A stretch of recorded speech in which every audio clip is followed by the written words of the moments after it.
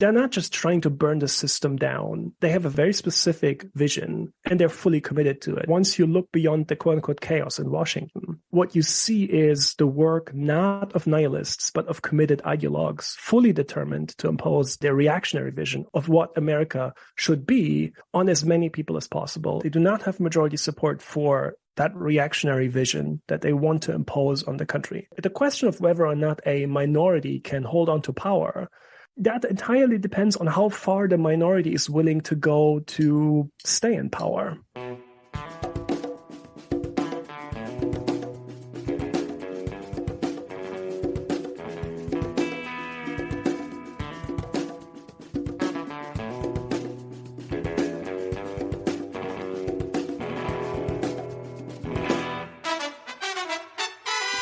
Welcome to episode 143 of the Refuse Fascism podcast, a podcast brought to you by volunteers with Refuse Fascism. I'm Sam Goldman, one of those volunteers and host of the show. Refuse Fascism exposes, analyzes, and stands against the very real danger and threat of fascism coming to power in the United States. In today's episode, we welcome historian Thomas Zimmer back on the show to talk about the insurrectionist takeover of the House, whether the GOP is just a bunch of buffoons and chaos agents, whether the GOP is falling apart, moderating, or just getting started. Is it all just nihilism? Why we need to look at what's happening at the state level to understand the fascist agenda, Trump, DeSantis, and more. But first, if you appreciate the show and want to help us reach more people who want to refuse fascism, go be a gem and write a review and drop 5 stars wherever you listen to your pods. Of course, after you listen to this episode. Please tell the people out there in podcast land why you listen and why they should too. Subscribe, follow so you never miss an episode, and of course, continue all that sharing and commenting on social media. There is a lot to say about the lynching in Memphis of Tyre Nichols by the police, but I'll try to keep it to 3 points. Before those 3 points, I want to extend all our love and our heart to the family of Tyre Nichols. Enough is a fucking enough. 1, the fact that this brutal murder was committed by Black police officers in a city with a Black police commissioner shows, in my personal view, the systemic nature of this white supremacist violence, that you can't get rid of police violence that kills over 1,000 people a year without getting rid of this whole capitalist imperialist system that needs police violence. 2, while that's my personal view, that same set of facts is leading the fascist media down a gleeful path of blaming all of this on, you guessed it, Black folks. Fascist Fox News is setting the tone with guests claiming that this is simply quote-unquote black-on-black crime, that there couldn't possibly be a racial dimension to this, and even blaming this murder on things like quote-unquote diversity training, as always, using this murder to justify and advance their genocidal program. 3, it is also extremely telling that the police nationwide are so much more ready to violently put down the largely unorganized, overwhelmingly nonviolent protests in random cities that have erupted in the aftermath of the release of the video of this lynching than they were to protect the Capitol building, the seat of federal power, from a well-funded, highly organized, and popularized armed insurrection as part of a fascist coup led by the president and former generals on January 6, 2020. Thomas Zimmer just published a piece about the murder of Tyre Nichols on his Substack that I highly recommend.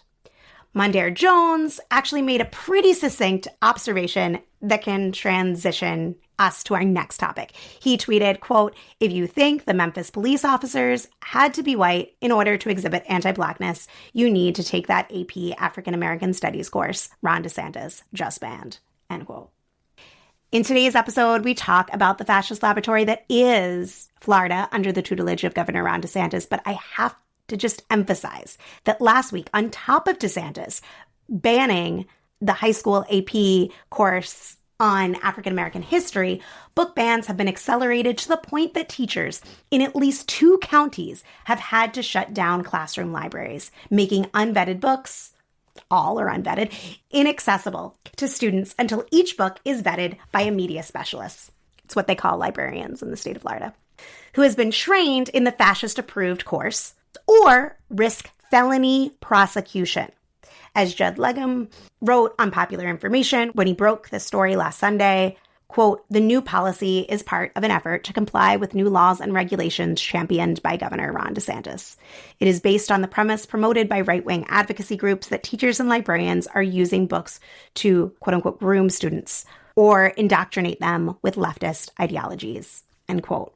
The law that this is conforming to requires, quote, each book made available to students through a school district library media center or included in a recommended or assigned school or grade level reading list must be selected by a school district employee who holds a valid educational media specialist certificate, regardless of whether the book is purchased, donated, or otherwise made available to students, end quote. Chilling shit, right? It makes sense that in this fascist state, the message being sent is that books are dangerous. They must be surveilled. Anything that challenges white American male Christian supremacy must be erased. LGBTQ folks' very existence must be erased. Slavery and genocide that are the foundation of this country's history must be erased. So too the stories of people who rose up in defiance of white supremacy, all with the force of the law and power of the state behind it, while simultaneously arguing in court that this is not what they are trying to do, that this is not what they're doing. Now is the time for every educator and educational leader to disobey, to defy, to refuse fascism. The kids are watching. What will we show them? I want to shout out the good folks over at Foundation 451 and Awake Braveheart Action Alliance who held a street theater protest and mock book burning near Melbourne High School in Florida to protest the book bannings. They did this yesterday. Adam Tripp, founder of Foundation 451 and a Braveheart County teacher, said at the protest, quote, you want to ban the books? I'm giving them away. You want me to be quiet about it? Give me a megaphone. You don't like this book? Can I get 50 copies of it, please? And we're going to give them to kids with parent permission, end quote. We need a lot more Adam Tritts. See more in the show notes. And all of us, regardless of where we are, we got to have their backs. I recommend re-listening or listening for the first time to episode 122, our August 14th interview with Henry Giroux on the Nazification of American education for more on this topic. Not unrelated to this week's interview, I wanted to address some feedback we got about something I said in a previous episode. In passing conversation with Paul Street and Anthony DiMaggio, I commented that as a society, species, we could do better than democracy. And I received a question about that. I love this kind of feedback. So thanks. So very briefly, I wanted to address it in two parts. But first, again, this was just my personal opinion, okay? One, in the context of that conversation, I was somewhat derisively referring in shorthand to bourgeois democracy, the whole apparatus of our current day democracy that serves capitalist imperialist empire. But secondly, and relatedly, when we get down to its essence, democracy and dictatorship are always bound up together and bound up with class rule. In Plato's Republic, both reflecting and idealizing the societies where democracy was first practiced and espoused, you had democracy amongst the slave owners that was bound up with dictatorship over the enslaved. Today, you have democratic institutions that are inseparable from the generalized dictatorship of capital over all of our lives. Under socialism, we'll have democracy among the majority of people and dictatorship over the bourgeoisie in order to overcome millennia of oppressive and exploitative relations. When I say we can do better than democracy, I'm talking about getting beyond classes, beyond the need for dictatorship or democracy. To be clear, again, my opinion only, and you can rah-rah for capitalism, for classes, for all that, and join in refusing fascism right now. With that, here is my interview with Thomas Zimmer. Today, we are talking about the insurrectionist takeover of the House. To do that, I am happy to welcome back to the show Professor Thomas Zimmer. He's a historian at Georgetown University. He's a contributing opinion writer for Guardian US. He's the host of US Democracy Pod and has a newish Substack titled Democracy Americana. If you follow him on Twitter, you are smart. And if you're not, get on it. He is one of our most frequent guest requests. So I am really excited. Welcome, Thomas. Thanks for joining us. Well, thank you so much for having me back on. I feel very flattered that people are actually requesting me to come back on. I appreciate that very much. The interview that you did with Coco, even now, it's been a really long time since people have been listening to it. And we want to hear more. So it's a good thing. Well, I wanted to start with just a really simple little question. We have headlines about institutional anarchy, House Republicans struggling, questions about their ability to govern. And you have a Democratic Party that thus far has treated the current House Republicans as no different than any other party make it. Some look at this and say that it signals the weakening or collapse of the Republican Party. I would say that those people who say that don't know what the GOP exists to do. But what does this insurrectionist takeover of the House tell us about the moment that we're all in right now, about who the GOP is and where they want to take things? So I think there's been, in general, a little too much focus on the chaos. Not saying there hasn't been chaos. I mean, look, we all remember the 15 tries it took for them to finally elect Kevin McCarthy Speaker of the House. I'm just saying it is, I guess, tempting to look at that and say, oh, like, how dangerous could these people be? It's just a bunch of chaos agents, a bunch of clowns. They're not ever going to get their act together. It's maybe annoying. It's kind of shameful, maybe, in the eyes of the world. But it's not dangerous, right? It's just a bunch of clowns, and they basically just going to be infighting, and this is what we're going to get from them. I think what that underestimates is, first and foremost, look, there's just no natural law that democracy can't be brought down by a bunch of clowns. That's just not a thing, right? There's no higher power saying, oh, if there are a bunch of clowns, instead of, say, a super cunning cabal of genius, evil guys, whatever, then democracy is going to be fine. That's not how it works. The chaos itself, we're seeing it right now, that alone might be enough to sabotage the country, sabotage the world economy. That alone is bad already. And then more importantly, I think it is true that the current Republican House caucus is very unlikely to ever gel into an effective governing machine. But that's also not what they are trying to do. That's not what they're for. There are very few people in this caucus that have a proper legislative agenda or any sort of discernible interest in public policy making. That's not why they're there. In fact, they're super happy to just paralyze government and then turn around and say, see, we told you Washington is bad and government doesn't work. Even the chaos in itself is already dangerous. And then you have to combine that. And I think that's where the focus on the chaos is kind of misleading. You have to combine it with what else is going on in the country. You can't just focus on Washington, D.C. You cannot just focus on the House of Representatives. You have to also look at what's going on in the states. You have to look at what's going on in the Supreme Court. I think it's best to think of what's going on as a broader reactionary counter-mobilization happening against the country moving closer to becoming a proper democracy. And that counter-mobilization has different arms. It has a political arm, and the part of the political arm that's in the House of Representatives is just there to just obstruct, basically. That's the task. That's what they're there for. But on the state level, we are seeing something very different. We're not seeing chaos. We're seeing a very deliberate, very systematic, very successful counteroffensive, reactionary offensive against civil rights, against the post-1960s civil rights system. And again, if you just see the chaos and if you think, oh, look, Marjorie Taylor Greene and Matt Gaetz, these people are clowns, what is there to worry about? You're missing the bigger picture. And the bigger picture is very concerning, I'd say. When you say that they're not there to do, did you say governance? They have no actual proper legislative agenda. The Republican Party hasn't had any interest in actually tackling the country's most urgent problems via public policy. That's not how they look at the world.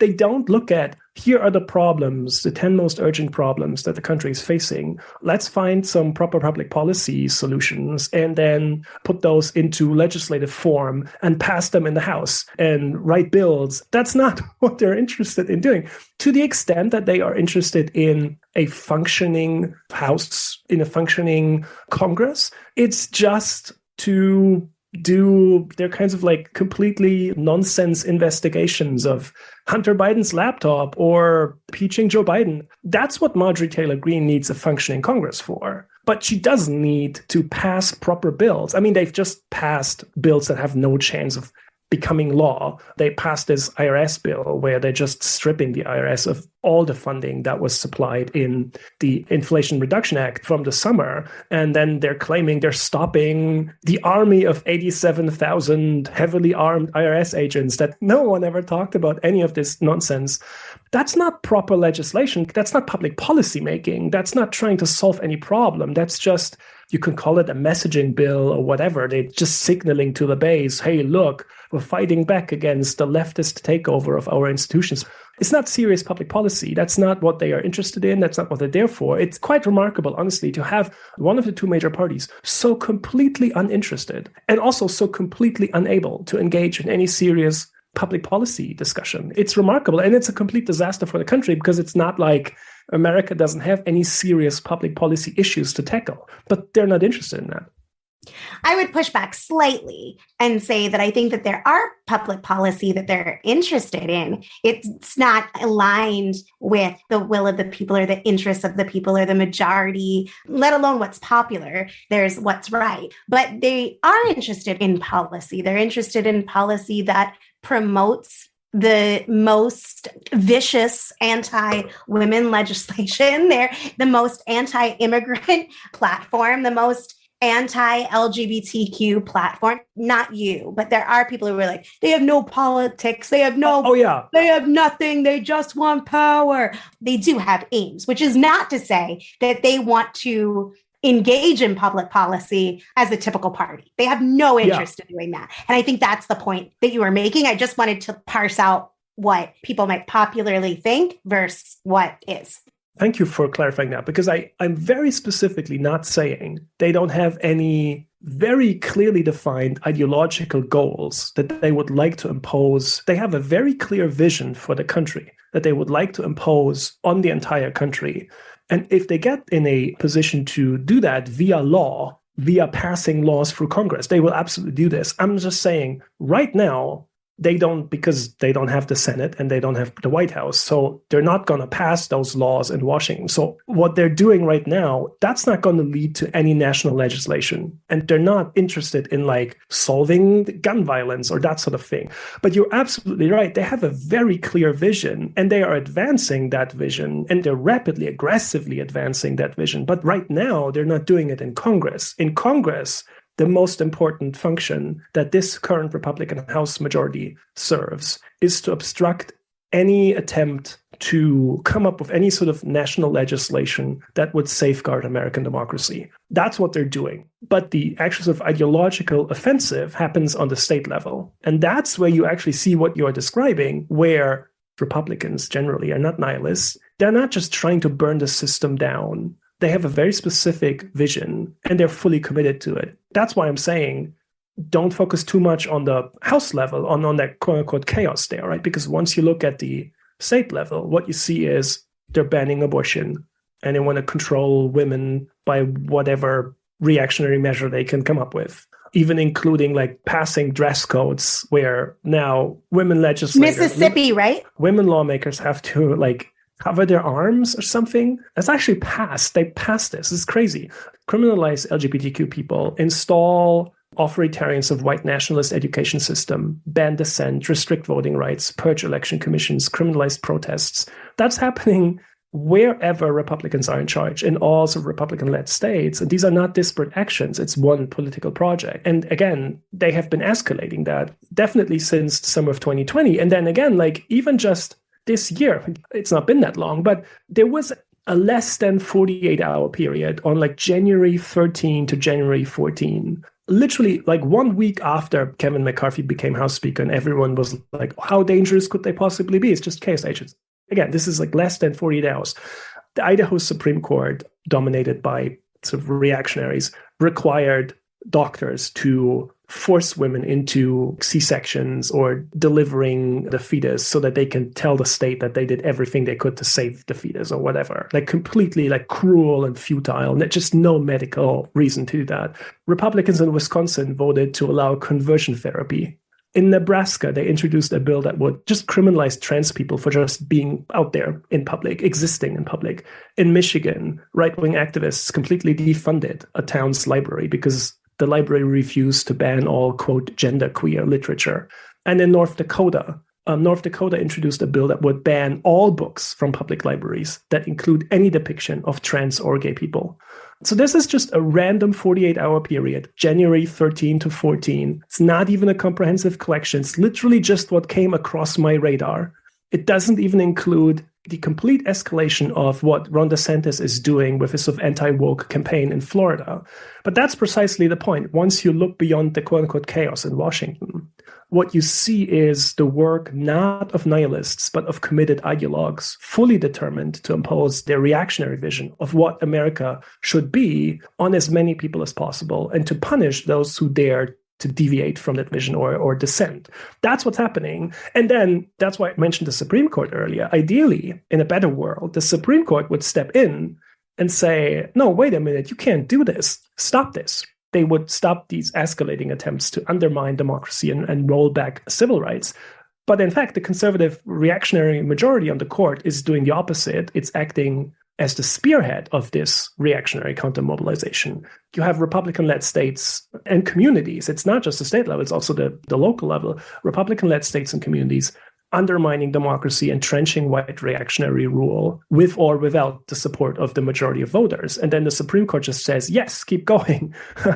And that's where the Republicans in Congress come in and where the House majority comes in, because all they have to do in this situation is to block any attempt to counter this via national legislation, because now there's not going to be any national legislation that would put a stop to all of this, because they have the House, they can block most of that.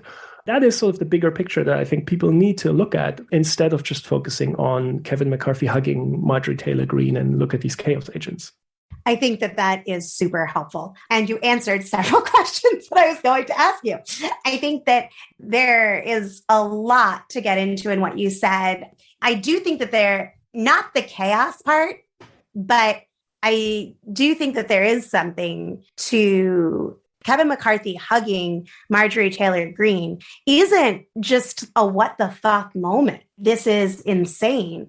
To me, it's also, let's get real. There is nothing moderate about any part of the GOP, and anybody who's still telling themselves that this isn't a fully gutted party needs to wake up. What are your thoughts on that? It was quite striking how McCarthy started his tenure as Speaker. If you think back to this, it all happened on the second anniversary of the assault on the Capitol, around midnight or so on January 6th. Maybe it was the very early hours of January 7th, but it was basically right on the second anniversary of the assault on the Capitol. So the first things he did, right after he was elected, he took a selfie, all smiles, with Marjorie Taylor Greene, who was so happy. And then in his first speech, in his new role as Speaker, he railed against, quote, the woke indoctrination in our schools, that sort of thing. And then in his first encounter with reporters, he praised Donald Trump for his support, and he emphasized that no one should doubt his influence, meaning Trump's influence. And he basically said, in so many words, Donald, look, we finally did it. Right? We got the House. It was so shameless, which is like so many things that are happening right now. It's shocking, but not surprising. Like no one should be surprised by this, but it's still shocking, right, to actually see it. There was, of course, the tendency in mainstream media reporting to apply a framework of this was a conflict when McCarthy didn't have the votes to be elected. Oh, it's a conflict between a few, quote unquote, radicals and then a vast majority of more, quote unquote, moderate or reasonable or whatever Republicans. I mean, if there was ever a constellation that should have gotten people to resist such empty labeling, radicals versus moderates, it's the fact that the way mainstream media reporting drew the lines actually put Marjorie Taylor Greene in the moderate camp because she was in the McCarthy camp, right? She was supporting McCarthy. That just can't be right. At that point, you should look at yourself and say, wait a minute, that can't be right. If the way I'm drawing the lines here puts Marjorie Taylor Greene in the moderate camp, by absolutely no definition of the term cannot be right. And you're right. I think what all of this is mostly a reminder of, it's indicative of how far the Republican Party has moved to the right. That's not a new development, right? It's been on this trajectory for a long time. But it's also, this process has also accelerated recently, specifically in the Obama era, of course. But then once again, it accelerated after the mobilization of the mass protest in the wake of the George Floyd murder in the summer of 2020. I think this is what we should take away from this. Donald Trump is still a massive problem. And Kevin McCarthy very explicitly reminded everyone, hey, this guy's still here. But the main problem is not Trump. The main problem is the party that elevated him in the first place, the party that embraces and elevates far-right extremists like Marjorie Taylor Greene and like Matt Gaetz. There is not going to be a return to quote-unquote normalcy now that all this speaker spectacle is over, because there is no normal. Or let me put it this way, this is the normal, right? The new normal in the Republican Party is a mixture of fake populism, white reactionary grievance politics with a heavy dose of sort of right-wing conspiratorial stuff in there. And it's all in service of a political project of hierarchy maintenance, of maintaining traditional hierarchies of wealth, race, gender, religion. And Kevin McCarthy is not a moderate. He is Republican establishment, but establishment doesn't mean moderate in that party. It means that the GOP establishment is fully embracing the extremism, as the party has moved so far to the right that yesterday's radical fringe is now firmly in the center of conservative politics. That is the takeaway here. The takeaway is not, oh, in the end, the establishment won over the radicals. No, the establishment is embracing the extremism. And those who were radical fringe just yesterday have moved to the center of conservative politics. And that's extremely concerning. I both share your concern and think that the way that you just broke that down was really helpful and clarifying. There are some people who look at the mainstreaming of what I would say is a fascist movement. I think that you would use different words, and for this purpose, it doesn't matter. They look at that and they say, that is a signal that this is a party on its last breath. What do you say to the people who say that? Are they done? I think two things. One is, it is important to always emphasize the fact they do not have majority support for what they're trying to do. They do not have majority support for that reactionary vision that they want to impose on the country. That is important to make it very clear. If democracy falls in this country, it's not going to be because over 50% of the electorate are voting in a fascist dictator. That's not happening. But here's the problem. The people who say, oh, okay, so then we don't have to worry because we have the numbers, or every year the electorate is moving away from the Republicans, which is true, by the way, to the extent that the electorate gets younger, more diverse. It is moving away from a party that is so entirely focused on the interests and sensibilities of conservative white people. Yes, the demographics are moving away from the Republican Party, but here's the problem. If America were a functioning democratic system in which if you get the majority of votes, you also get to hold political power, then the problem would be a lot less concerning. But that's not what America is. The American political system has all these anti-democratic distortions that consistently award a lot of power to a party that doesn't get and doesn't need 50% of the vote. So that's the first problem. It's just not the case that they need a majority of the electorate behind them. Because of the many anti-democratic distortions in the system, they don't. The second thing is, if you make the argument they are pursuing a minoritarian project, which is true, and that can't work because at some point they'll just have to accept that a growing majority is against them. Why do they have to accept that? The question of whether or not a minority can hold on to power, that entirely depends on how far the minority is willing to go to stay in power. It's true if the minority says, oh, look, if we're losing elections, we have to go. But that's already not the position. The Republican Party is already saying losing elections, not a thing. We're not losing elections. If we lose elections, then that's because or there was fraud, or too many of the wrong people have the right to vote, and we have to rectify that by taking that away or making it harder for them to vote. So that's already a problem.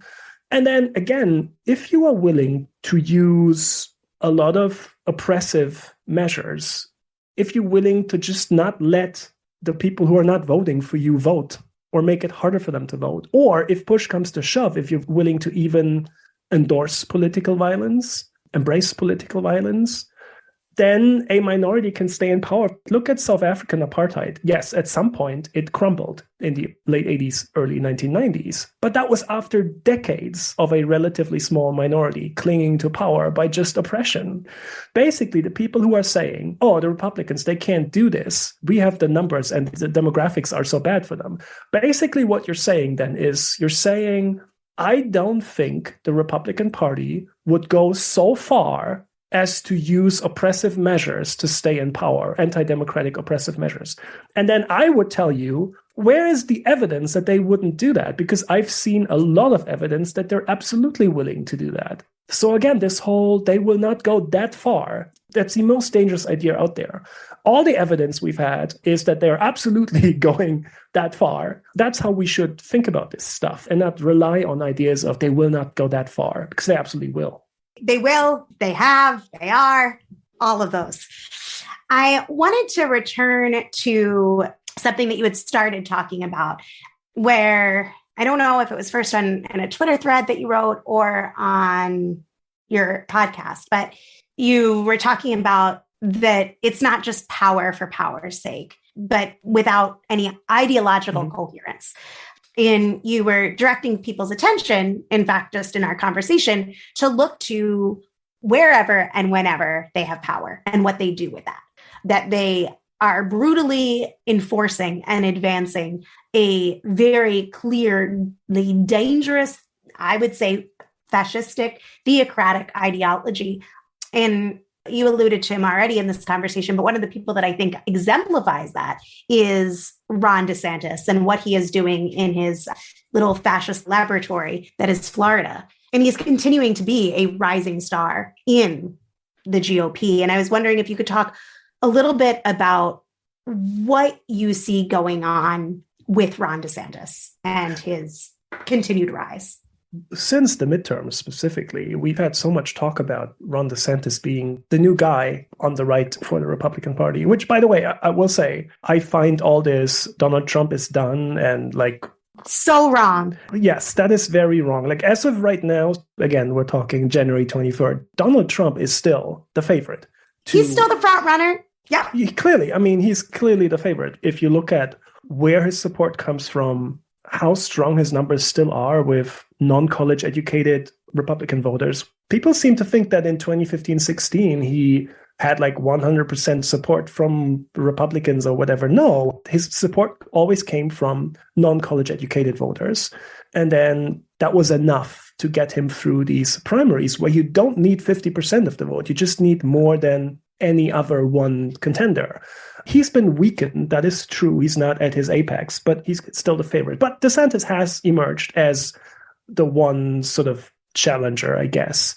And that has then led specifically sort of quote unquote moderate, never Trump conservative commentators to say, oh, DeSantis that would be good. That would be so much better than Trump. He is like a quote unquote normal conservative or normal Republican politician, and lefties, liberals should just stop with the hysteria. Here's the thing about DeSantis. He has an actual track record. We don't have to speculate in a vacuum about what kind of guy Ron DeSantis is. Just look at what's been going on in Florida. And the fact is that under his leadership, Florida has been at the forefront of the reactionary attempts to roll back the post-1960s right revolution and mobilize the state against all kinds of dissent from a white nationalist understanding of America. And he is actually escalating his assault on public education and on academic freedom specifically. There's been some really good reporting in January already about this. He keeps pushing his Stop Woke Act, which he signed in the spring, I think. It was actually declared illegal and unconstitutional by a federal court in November.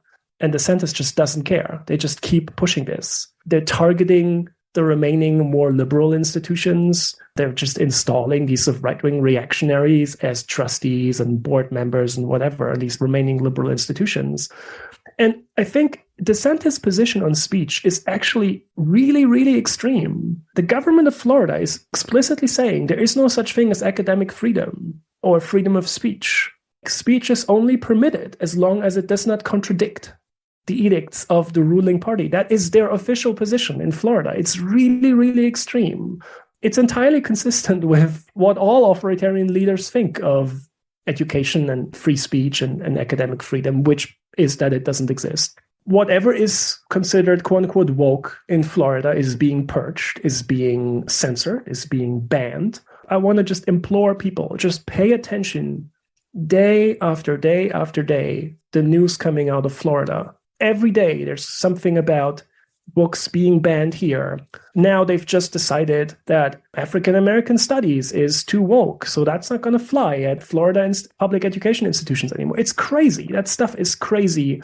It's really not like rocket science or like there's nothing cunning going on. There's nothing secret going on. It's so out in the open. It's so aggressive. I know people want to discuss this whole, is he worse than Trump? I think it's just a wrong question. Just look at this guy on the merits. It's really, really, really bad what's happening there. And if Republicans want to tell you, but he's just a normal Republican, then that doesn't tell you anything about Ron DeSantis being normal or not dangerous. It just tells you how radical the normal is in this Republican Party. If that is normal, if they want to tell us, you liberals and lefties, you got to relax a little bit, he's just a normal Republican politician. What I'm seeing is a full-on assault on anything that dares to deviate and dissent from a white nationalist understanding of America's past or present.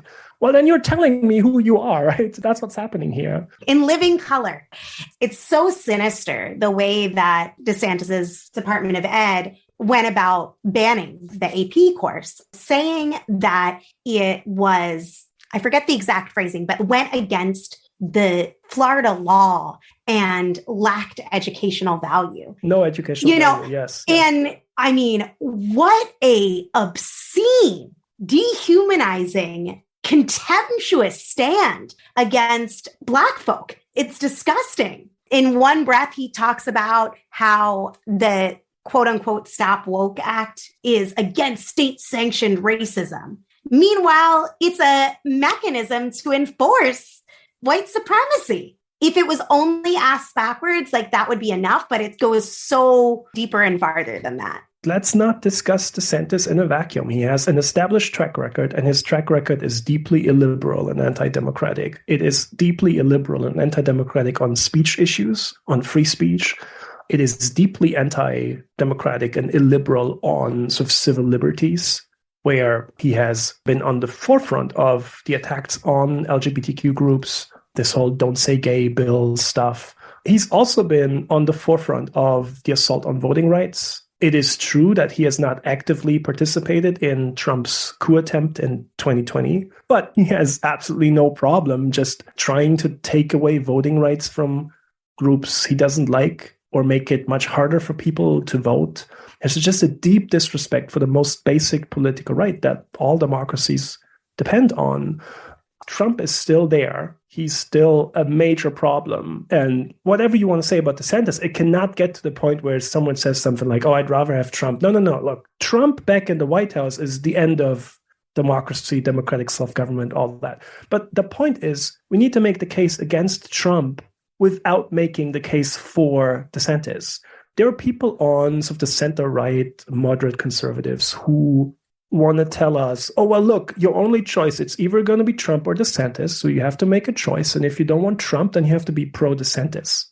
I just reject those at the parameters of the debate. It might get to the point where Republican-leaning voters, conservative voters, if they insist on voting Republican, whatever, they will have to make that choice in electoral terms. But from where we're speaking now analytically and as sort of in terms of diagnosing the problem, it's just not helpful to pretend, we have to either be pro-Trump or pro-DeSantis. No, I'm very much anti both of them. And we can make the case against Trump without making a pro-DeSantis camp, because DeSantism is very much Trumpism without Trump.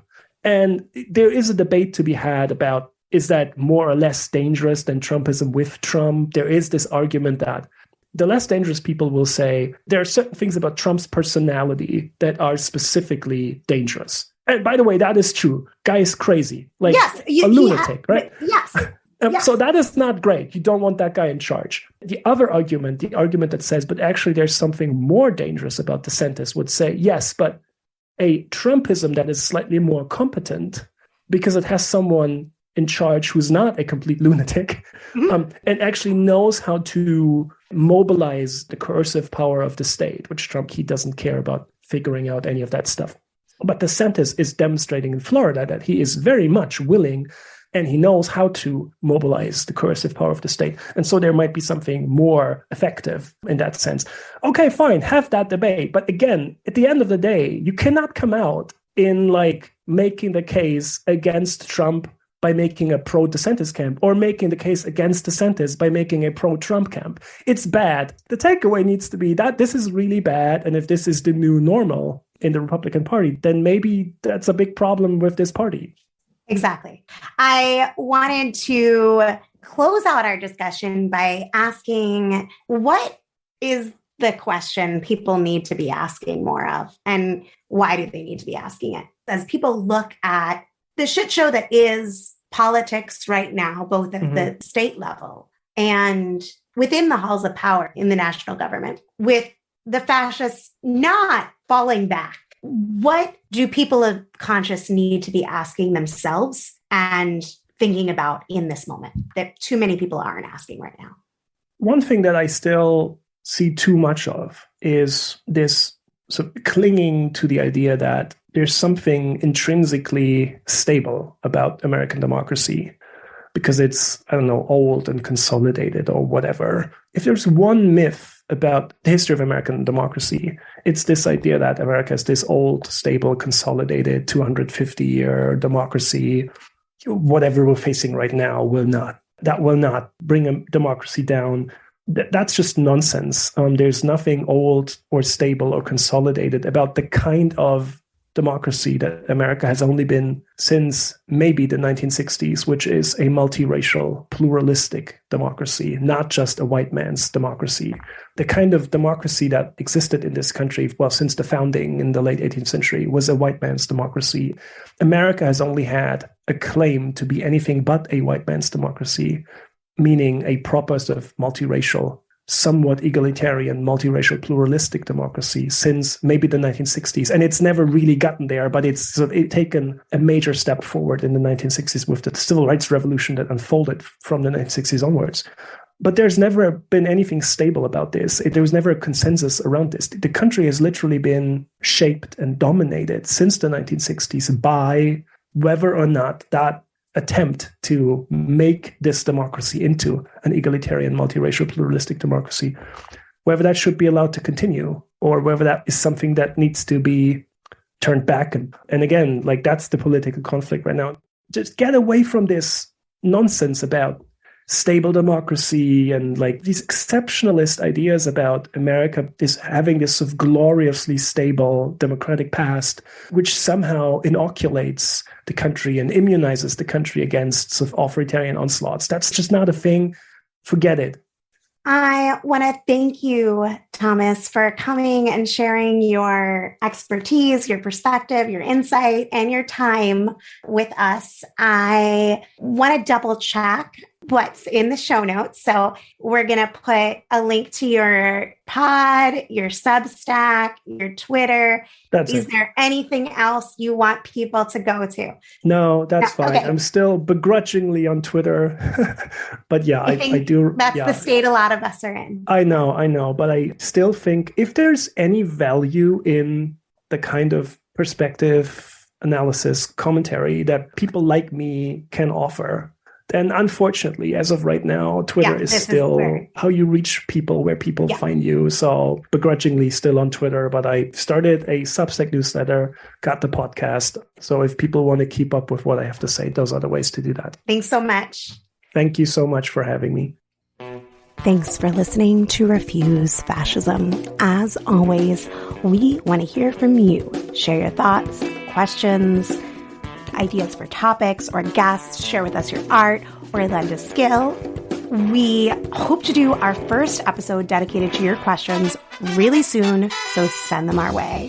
You can tweet me at sambagoldman, drop me a line at samanthagoldman@refusefascism.org, hit us up on the Mastodon thing, see the show notes, or leave a voicemail by visiting anchor.fm/refuse-fascism and hitting the message button. If you sent me an email, wrote me something, reached out on the socials or whatnot this past week, and I didn't get back to you, I was still recovering from COVID, and you will hear from me this week. Thank you. Want to support the show? It's simple. Show us some love by rating and reviewing on Apple Podcasts or your listening platform of choice. And of course, follow, subscribe so you never miss an episode. You can also literally put it on your forehead with our Refuse Fascism beanie, available at refusefascism.org, and start the convo. Ship in to support our pod and content creation to help people understand and act to stop the fascist threat. Whether you can get $3 or $30, it all makes a difference in producing and promoting this independent weekly podcast. So thank you for your generosity. Give today by visiting refusefascism.org and hitting the donate button. Thanks to Richie Marini, Lena Thorne, and Mark Tinkleman for helping produce this episode. Thanks to incredible volunteers, we have transcripts available for each episode, so be sure to visit refusefascism.org and sign up to get them in your inbox. We'll be back next Sunday. Until then, in the name of humanity, we refuse to accept a fascist America.